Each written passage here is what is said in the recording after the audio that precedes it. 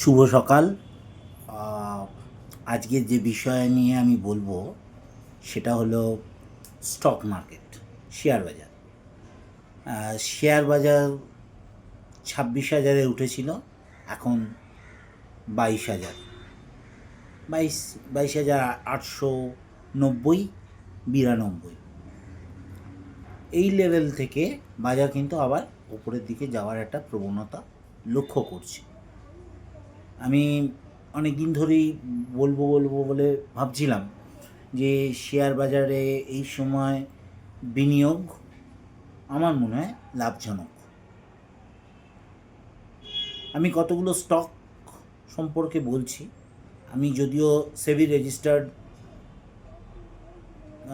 Certified অ্যানালিজার নয়, নেহাতি শখের বশবর্তী হয়ে এবং পরবর্তীকালে সেটা পেশায় দাঁড়িয়েছে আমার, সেখান থেকেই শিক্ষা গ্রহণ করেছি। করার পরে আজকে কিছু স্টক নিয়ে, কিছু স্পেসিফিক স্টক নিয়ে আলোচনা করব। সেই স্পেসিফিক স্টকের মধ্যে আসছে রিলায়েন্স ইন্ডাস্ট্রি, অবশ্যই। সেই স্পেসিফিক স্টকের মধ্যে আসছে আইওসি, ইন্ডিয়ান অয়েল কর্পোরেশন। সেই স্পেসিফিক স্টকের মধ্যে আসছে আপনার IRFC, Indian railway finance corporation. এবং বর্তমানে সবথেকে বড় যেটা, সেটা হচ্ছে পাওয়ার সেক্টর। এই মুহূর্তে পাওয়ার সেক্টর আর খুব ভালো চলবে বলে মনে করছি। সেই পাওয়ার সেক্টরের মধ্যে কী কী, বা ফিনান্স সেক্টরের মধ্যেও আমরা দেখতে পাচ্ছি এই সমস্ত ফিনান্স সেক্টরও ভালো লাগবে আপনাদের। কিন্তু জানতে হবে কেন ফিনান্স সেক্টর কেন। বাজাজ ফিনান্স, বাজাজ ফিনসার্ভ, এই সমস্ত স্টকের ওপর একটু মনোনিবেশ করুন। অ্যাপেল ইন্ডাস্ট্রি খুব ভালো স্টক, খুব ভালো রিটার্ন দিয়েছে, দেখতে পারেন।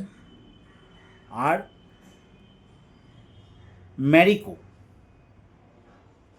ম্যারিকো বর্তমানে খুব ভালো। ব্ল্যাক বক্স অনেকটা পড়েছে, 486, 87, 490 এরকম লেভেল থেকে আমি লক্ষ্য করছি। তারপরেও পড়েছে হায়ার ভ্যালু। জাস্ট আমি 2-3 সপ্তাহ আগেও বলছি এটা কিন্তু 700 থেকে 750 টাকার কাছাকাছি ছিল। 695, ভুল বলছি, 695, 610-15 থেকে 695-এর মধ্যে ঘোরাফেরা করছিল স্টকটা, স্পেসিফিক স্টকটা। খুব ভালো স্টক, খুব ভালো মুভমেন্ট এবং খুব ভালো ম্যানেজমেন্ট। বর্তমানে বেশ কিছু স্টক আমার মনে হচ্ছে ভালো হবে, ইন্ডাস্ট্রি আবার বুম হবে। তবে হ্যাঁ, একটু ধৈর্য নিয়ে যারা 100 কিনবে বলে ঝাঁপাচ্ছে তাদেরকে আমি বলবো পুরোপুরি 100 না, এই স্টকটাকে একটু ভেঙে দিন। প্রথমবারে আপনারা কিনুন 25টা, তারপরের বারে আবার যখন পড়লো তখন আবার 25টা, তারপরের বারে যদি পড়ে তাহলে বাই হবে না, সেখানে স্টপ। যদি সেই স্টকটাই দেখলেন শেষ কেনা, মানে দ্বিতীয়বারে শেষ কেনার যখন 25টা কিনেছিলাম, সেখান থেকে দামটা যদি 10 টাকা বাড়ে, তাহলে সেখানে গিয়ে আবার বাই, থার্ড বাই। সেখানে কিন্তু বেচা নয়, থার্ড বাই। এই করতে করতে তাহলে ফোর্থ বাইটা কখন হবে, কোশ্চেন স্বাভাবিকভাবে অ্যালাইজ করতে হবে ফোর্থ বাইটা আমি কখন করব। সেই ফোর্থ বাইটা হবে যখন থার্ড বাই থেকে মিনিমাম 20 টাকার নিচে পড়ছে স্টকটা। যখন থার্ড বাই থেকে মিনিমাম স্টকটা 20 টাকার নিচে পড়ছে, তখন আমরা সেই স্টকটাকে আবার ফার্দার রিটার্ন বাই করব। এটাকে বলা হয় একটা প্যাটার্ন অনুযায়ী বাই, এটাকে বলা হয় প্যাটার্ন বাই। যদিও আগে আমি বলেছি আমি কোনো সেবি রেজিস্টার্ড অ্যানালাইজার নয় বা সেবি সার্টিফাইডও নই, তবু আমার ধারণা বলছে বাজার কিন্তু পরের সপ্তাহ থেকে, অর্থাৎ আজকে দাঁড়িয়েছি 17 তারিখ, পরের সপ্তাহে সোমবার যদি খুব একটা ভুল না হয়ে থাকি, তাহলে কিন্তু এখান থেকে বাজার আরও 150 পয়েন্ট একটা কারেকশান আছে, 150। তারপর থেকে কিন্তু বাজারে আর কোনো কারেকশান নেই, এরপর থেকে বাজার কিন্তু টানবে।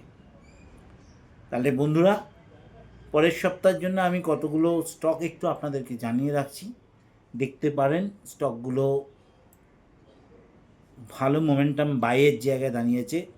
1 সিডিএসএল, 2 মাঝগাঁও ডক, 3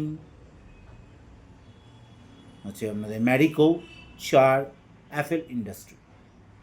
এই 4টে স্টক বললাম, একটু খেয়াল রাখুন, দেখুন। যদি ভালো লাগে তাহলে প্লিজ আমার চ্যানেলটাকে একটা সাবস্ক্রাইব করে দেবেন, like and share. Thank you. শুভ পরবর্তীকালে আবার আসবে, আবার আপনাদের কিছু শেয়ার বাজার সংক্রান্ত টিপস এবং কোথায় কিভাবে ইনভেস্টমেন্ট করতে হয় তার একটা পূর্ণাঙ্গ রূপরেখা তৈরি করে দেওয়ার চেষ্টা করবে। আর হ্যাঁ, আপনারা যদি আমার সাথে যোগাযোগ করতে চান,